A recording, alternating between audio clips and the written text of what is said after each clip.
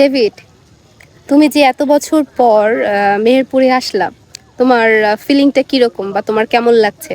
যেখান থেকে তুমি পড়াশোনা করেছো, মানুষ হইছো, তোমার ফিলিংটা শেয়ার করো। সেটা তো তোমারে বললামই। আসার সময় মনে হচ্ছিল যে নিজের বাড়িতে যাচ্ছি আর কি, এরকম ফিলিংস। তো এটা যদি মনে হয় তাহলে তো আর ডিটেলস বলতে হয় না, না? যে নিজের বাড়িতে যাওয়া মানে কি বোঝায়, যেখানে মানুষ বেশি শান্তি পায়।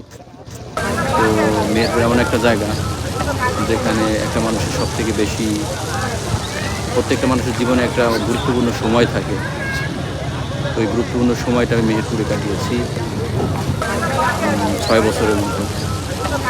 তো এখানে লাইফের উত্থান পতন ছিল এবং এর জন্য আমার মেহেরপুরকে অনেক বেশি ভালো লাগে, অনেক মিস করি। শেষমেশ চলেই আসলাম এবং সাথে তোমারই নিয়ে। আমি বিয়ের পর অনেকবার শুনছি যে মেহেরপুর যাব, মেহেরপুর আসব, আমার হাজব্যান্ড কোথায় পড়াশোনা করছে, কোথায় ছিল, কাদের বাসায় ছিল, কারা তাকে এত সাপোর্ট করেছে, খুব দেখার ইচ্ছা ছিল। অবশেষে আমরা আসতে পেরেছি, না? দীর্ঘ 9 বছর পর।